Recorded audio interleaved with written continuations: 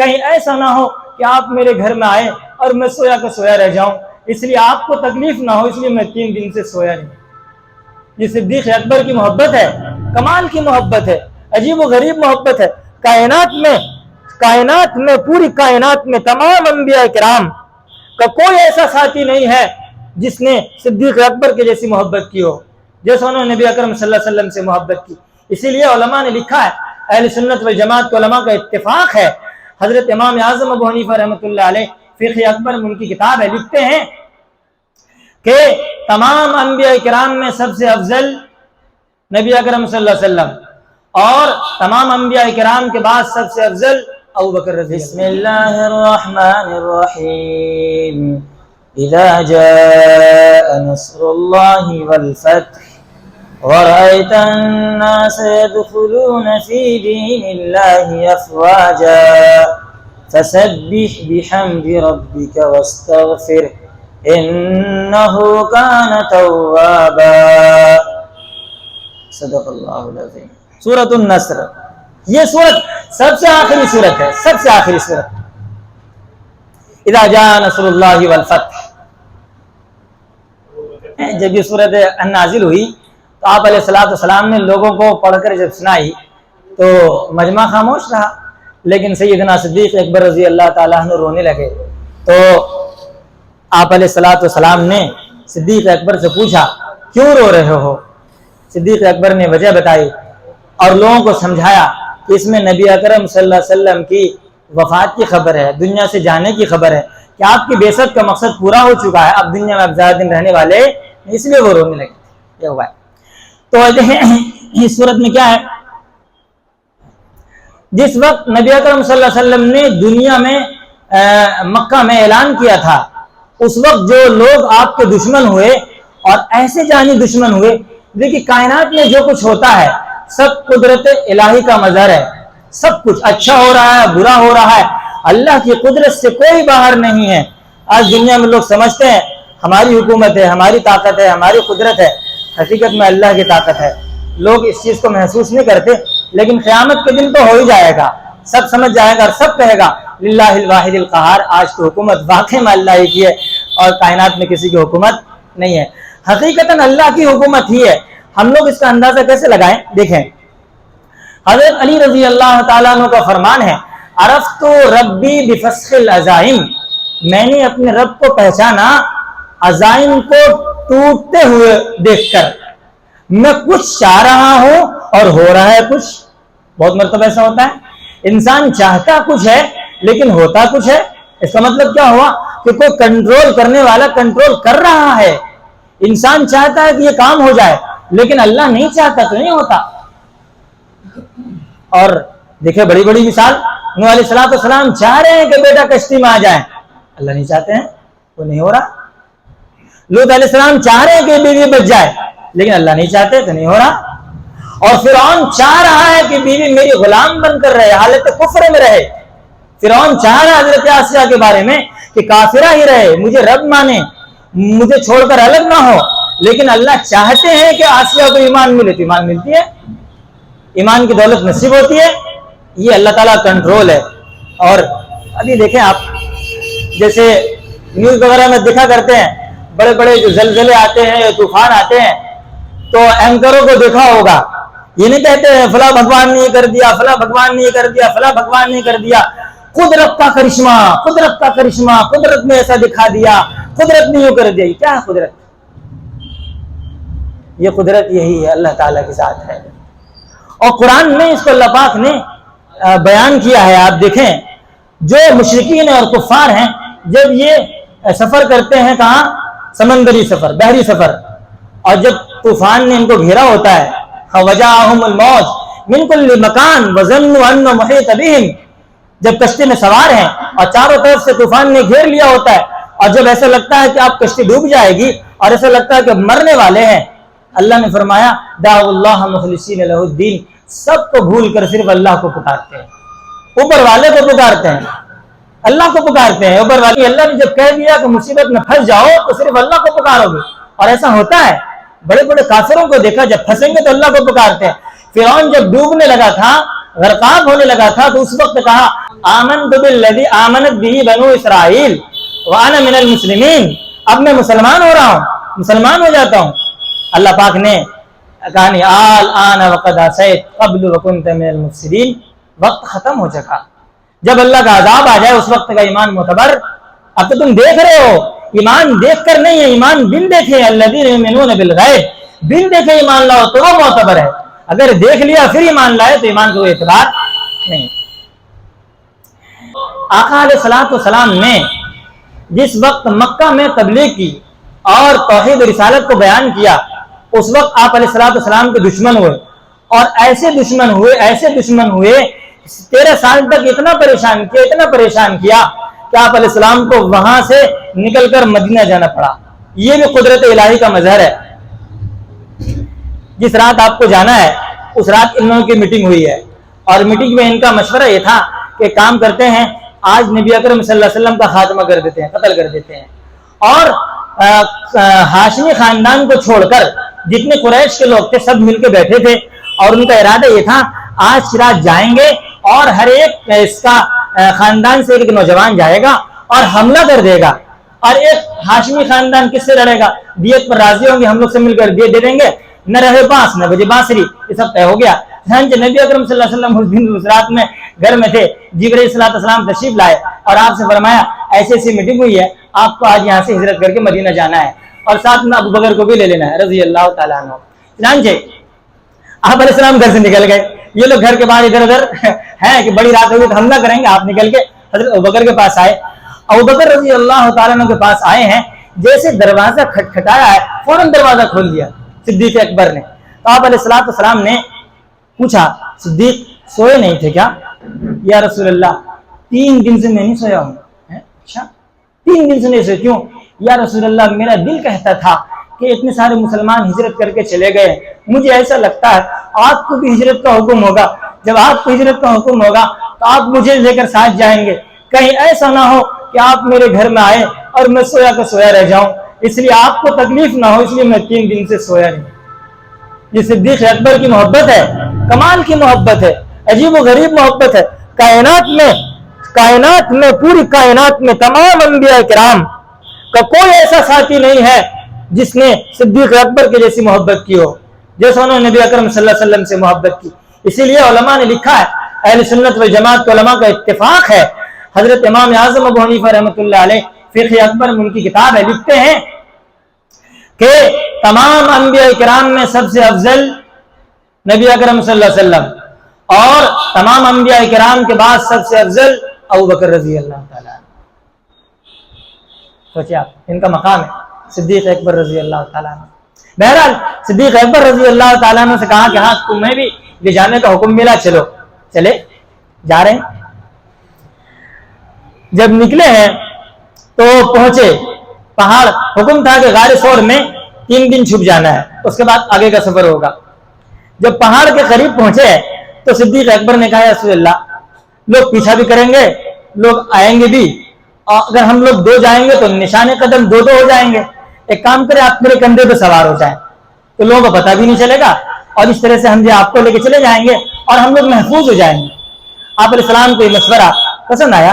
आप बताएं, जो बंदा 3 रात नहीं सोया हो, वो बंदा नबी से इतनी मोहब्बत करता है, नबी की जान की हिफाजत की इतनी फिक्र है कि अपने कंधे पे सवार कर लिया, और कंधे पे सवार करके पहाड़ पे चढ़ना कोई आसान काम है। हमारे उस्ताद हैं, वो जब गए थे उस जमाने में गए थे जिस जमाने में और समंदरी सफर होता था, और जब पहुंचे हैं वहां तो सीढ़ियां नहीं बनी हुई थी पहाड़ पर। वो कहते हैं कि मैं जब पहाड़ पर चढ़ा तो मुझे 2.25 घंटे लग गए, और बड़ा दुश्वार गुजार पहाड़ है गारे सौर। 2 घंटे में ये चढ़ते हैं, सिद्दीक अकबर नबी को कंधे पे लेकर चढ़ रहे हैं। अब टाइम कितना लगा होगा? बहरहाल पहाड़ पे चढ़े, वहां गार में छुप गए।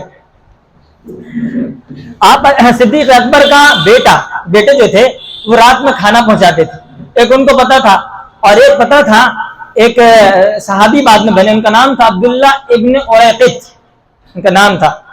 तो वो बहुत बड़े रास्ता के माहिर थे, मारूफ मशहूर रास्ता के अलावा जो गुप्त रास्ता होता था वो भी जानते थे। तो उनसे बात हुई थी 10 दिनार पर कि आप जो है हमें रास्ता पे ले जाएंगे, गैर मारूफ रास्ते से आपको 10 दिनार मिलेगा। तो ठीक है, वो जानते थे इस रास्ते को। नबी अकरम सल्लल्लाहु अलैहि वसल्लम सिद्दीक अकबर वहां पहुंच गए। कुफार ने देखा घर में है नहीं, तो इन लोगों ने पीछा करना शुरू किया।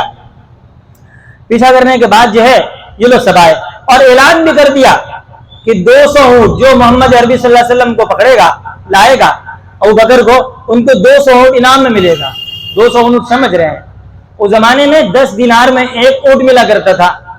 अब अगर 200 ऊंट हो तो उसकी कितनी कीमत हो जाती है? 2000 गालिबा 2000 दिनार हो गए। 2000 दिनार सोने के सिक्के होते थे, हमारे यहाँ 2000 का नोट नहीं, सोने का सिक्का, अच्छी खासी रकम होती है। बहरहाल लेकिन इनका भी देखिए वादा, देखिए चाहते तो अभी इस वक्त मुसलमान नहीं हुए अब्दुल्ला इब्न उरैक़ित जो रास्ता दिखाने वाले हैं, चाहते तो 200 ऊंट इनाम ले सकते थे, लेकिन जो वादा किया था वादे पर कायम रहे और किसी को बताया भी नहीं। बहरहाल सिद्दीक अकबर आप अलैहिस्सलाम घर के अंदर पहुंचे, ये लोग भी पीछा कर करके वहां पहुंच गए।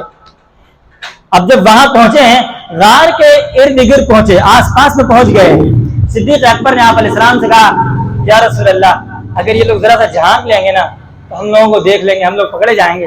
तब आपने फरमाया, ला तहज़न इन्नल्लाह माना, अबू बकर गम न करो, इन्नल्लाह माना। कुरान ने कहा, इज़ क़ाल लिसाहिबिही ला तहज़न इन्नल्लाह माना, नबी कह रहे थे अपने साहिब से, साथी से, ला तहज़न, कि तुम गम न करो, इन्नल्लाह माना, अल्लाह हमारे साथ है। ये साहिब का लफ्ज़ हमारे उलमा ने लिखा है, अल्लाह ने कुरान में सिद्दीक अकबर को सहाबी कहा है, लिहाजा जो सिद्दीक अकबर के सहाबियत का मुनकिर हो वो कुरान का मुनकिर हो, काफिर है। उसके बाद जो है ये लोग जब वहां पहुंचे, तो पहुंचने के बाद इत्तेफाक की बात यह है, निजाम अल्लाह का चल रहा है कि वहीं पर आकर फौरन मकड़ी ने जाला बुन दिया और ऊपर कबूतरी ने आकर अंडा भी मतलब दे दिया। अब ये लोग देख रहे थे, तो जो खोजी था बहुत बड़ा, जो इनको लेकर पहुंचा था वहां, उन्होंने कहा, देखो यहां तक जो मैं लेकर तुम्हें आया हूं ना, यहां तक पहुंचे हैं, ये निशान कदम बताते हैं कि यहां तक पहुंचे हैं। तो उन्होंने गार को इधर उधर कहा, ये तो बेवकूफ मालूम होता है, अगर ये गार तक पहुंचे हैं तो ये मकड़ी का जाला कैसे, ये अंडा कैसे, इतना आदमी, बड़ा आदमी जाएगा गार में तो मकड़ी का जाला टूटेगा, अंडा भी नहीं रहेगा। और उसी पर बरस पड़े वो लोग कि तुम गलत कह रहे हो, और सब वापस लौटाए। असल मसला है कि अल्लाह को की हिफाजत करनी थी, अल्लाह कैसे हिफाजत करेंगे तो अल्लाह जानता है। बहरहाल हिफाजत हो गई। तीसरे दिन वो आए और उसके बाद गैर मारूफ रास्ते से लेकर चले, मदीना मुनव्वरा पहुंचे और उसके बाद जो है वहां सब हुआ। फिर 8 साल तक नबी अकरम सल्लल्लाहु अलैहि वसल्लम मदीना में रहे। 8वें साल फतेह मक्का की खुशखबरी अल्लाह ने कुरान में सूरह फतेह में दे दी, इन्ना फतहना लका फतहम मुबीना, ऐ मेरे महबूब हमने आपके लिए फतेह मुबीन दिया है, आपको फतेह मुबीन अता फरमाई है। ये खुशखबरी थी, सूरह फतेह नाजिल हुई। नबी अकरम सल्लल्लाहु ताला अलैहि वसल्लम 10,000 का लश्कर लेकर सन 8 हिजरी में वहां से आए मक्का मदीना से, और उनके साथ जो सहाबा थे 10,000 थे। तौरात का जो पुराना नुस्खा है 1900 से कबल का नुस्खा, तो उन नुस्खों में ये मौजूद है कि जब मक्का की सरजमीन से जो फारान की चोटी से जब आएगा, यानी फार खलीद, तो ये फार खलीद के साथ जो लोग आएंगे 10,000 लोग होंगे, ये तौरात में लिखा है। और हमारे बड़े बड़े उलमा ने 1982 में, गालिबन 82 में बोल रहा हूँ, हमारे यहाँ लोग 82 बोलते हैं, उर्दू में 82 होता है लेकिन ऐसे 82 बोला जाता है, तो आप 82 बोल सकते हैं, कोई हर्ज की बात भी नहीं है। 1982 में हमारे एक आलिम बरतानिया मानचेस्टर पहुंचे थे। वहां पहुंचने के बाद उन्होंने अपने लोगों से कहा कि यहाँ तलाश करो कि तौरात का कोई कदीम नुस्खा मिल जाए जो 19वीं सदी से 1900 से पहले का हो। तलाश किया गया तो पुराना नुस्खा वो अंग्रेजी जबान में मिला। हजरत ने फरमाया कि फला फला बाप खोलो, तो फला फला बाप खोला। हजरत ने फरमाया पढ़ो, तो उन्होंने जो थे अंग्रेजी दान उन्होंने पढ़ के पढ़ा। पढ़ने के बाद का हजरत इसमें लिखा है कि 10,000 लोग उस फार खलीद के साथ आएंगे, मक्का से यहाँ मदीना से यहाँ आएंगे। जब ये बात हजरत के सामने हजरत ने फरमाया इसको कॉपी कराओ, कॉपी करा के हजरत ने अपने पास रखी है। लेकिन बाद के लोगों ने इसको बदल दिया। बदल इसलिए दिया ताकि दुनिया ये जान न ले कि फार खलीद से मुराद मोहम्मद अरबी सल्लल्लाहु अलैहि वसल्लम है, और पूरी दुनिया का ऐसा ना हो कि मोहम्मद अरबी का गुलाम बन जाए। यहूदी लोग तो माहिर हैं इन सब चीजों करने में, फौरन उसको बदल दिया। लेकिन अल्हम्दुलिल्लाह ये तौरात में लिखा है कि नबी अकरम सल्लल्लाहु अलैहि वसल्लम 10,000 का लश्कर लेकर आए।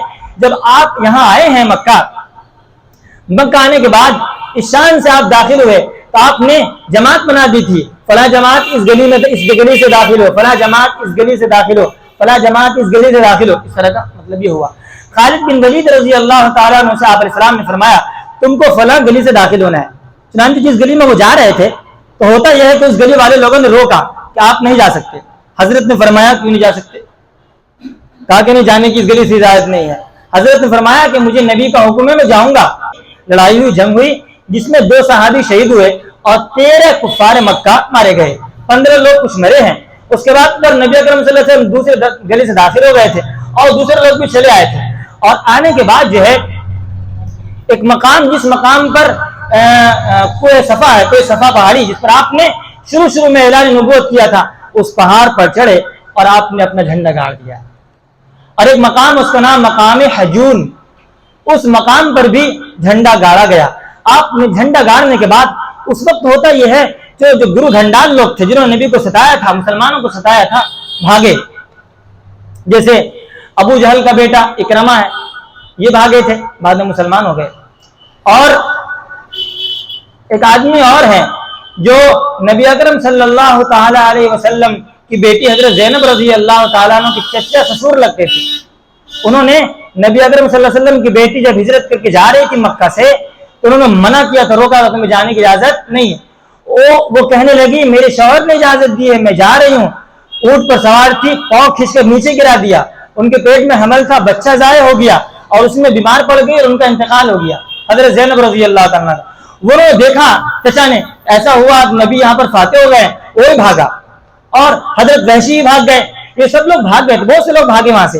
نبی اکرم صلی اللہ علیہ وسلم پہاڑ پر چڑھ کر اعلان کیا لوگوں جمع ہو جاؤ. سارے لوگ جمع ہو گئے، مسلمان بھی جمع ہو گئے، جتنے کفار مکہ تھے، مکہ مرے، سب لوگ جمع ہو گئے.